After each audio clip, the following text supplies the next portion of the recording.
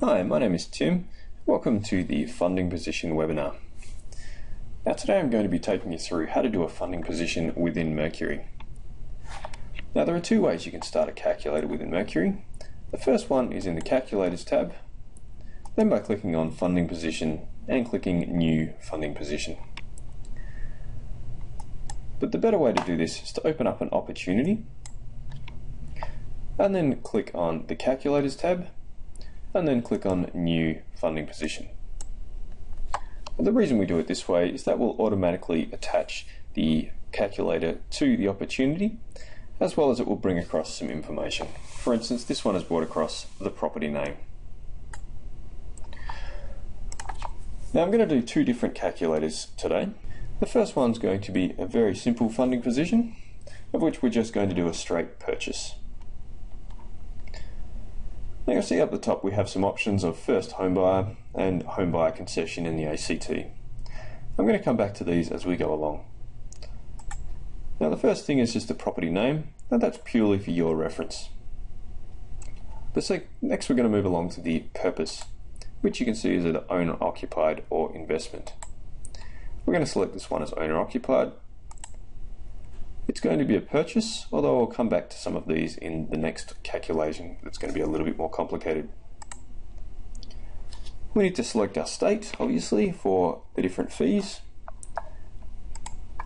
And you can select whether it's going to be a house or a vacant land. And also tick to see whether it's going to be primary residence or not. Now in here, it's automatically filled in the figure for the purchase price based on what we've entered into the opportunity. But for this one, we're going to change that to 300,000. There's not going to be any construction costs, and then it's going to give us our total value. Any field that's greyed out is not editable, but any white field you can edit. Now you'll notice here that there's a stamp duty of 11,370. If we tick first home buyer, it will reduce that down to 6,822. Now all of the figures that are put in here are to the dollar accurate. We can then enter in some of our own figures. For instance, we might put in a $250 lender setup fee, $750 for the client legal fees, and we might put in $1,000 of other or sundries. That's going to give us our total costs of just under $10,000. The next thing we'll need to put in is either the loan requested or the LVR. Let's say for this one we want it to be a 90% LVR. We just put in 90% and it will automatically give us the loan requested. And likewise, if you put in the loan requested, it'll automatically give us the LVR. So we only need to enter in one of those. Now if this person's already paid a deposit, say they paid a $30,000 deposit, and we'll enter that in under deposit already paid. Next thing we do is move along to any funds or debts that are going to be associated with this loan. I'm going to enter in a new fund, and I'm going to make that the first homeowner's grant. Just put that in as $2,000, and this person may also be paying off a credit card of $5,000. Now you can see it's given us a funding summary. Now obviously, being that this is a 90% LVR loan, there's going to be some LMI. Now if we're not sure what the LMI is going to be, we can tick the Get LMI Quote button, and that's going to bring up all of our premiums. Now these are relatively close, however they're not exact, so we'll need to double check this. So for this one we'll just select ING and click Choose, and you'll see it's put in the LMI for ING. And then we're just going to click Capitalize, and that's obviously going to capitalize the LMI into the loan. It'll give us our LVR of 90% and also our effective LVR, which includes the LMI. Then down the bottom we have our summary position, which is minus just under $13,000 and a red cross. That means that we're $13,000 odd short. So let's say there is also a new fund of a gift, and we'll put in $13,000 in there. You'll see now we get the green tick and we get $200 in the green. From here you can also click the Merge Document button, and that will launch a report giving all of this information in a nice report that you can give to your clients. So once we've finished our funding position, we simply click the Save and Exit button, and you'll see it's appeared under the Funding Position tab within the opportunity. Now I'm going to move on to a more complicated funding position, so I'm again going to click New Funding Position,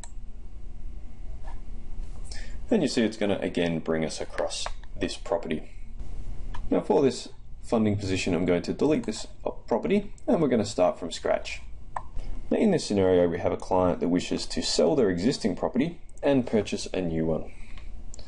So to do that, I'm going to click on New Property, and I'm going to just do that twice. Just going to label these properties Sale and Purchase.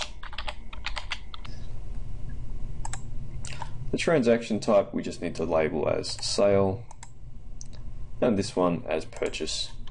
Now you'll see once I've changed it to Sale, we've lost a series of options.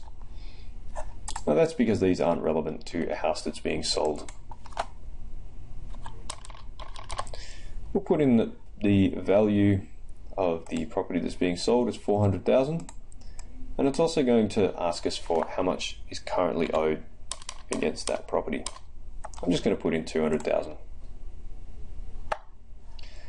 Now under the purchase, we simply put in the purchase price, put in a house of $600,000, and then again we would put in any fees. I'm just going to put in $2,000 on the sundries. You'd obviously fill all these details in. And then in here we simply need to ask what the loan requested would be. And so we want a loan of $500,000, giving us an LVR of 83.33%. Again, we can put in any additional funds or other debts to repay, but we're going to leave those blank for this one. We're also going to leave the LMI quote blank. And now you can see we have a property that's worth $400,000 that has a $200,000 loan. After we've sold this property to purchase this one with a $500,000 loan, we've got $65,000 left over. And so obviously then, if necessary, we can reduce this down to $450,000. And you can see there our LVR then drops to 75%, and we still have $15,000 left over. That concludes the funding position webinar for today. Thank you for your time.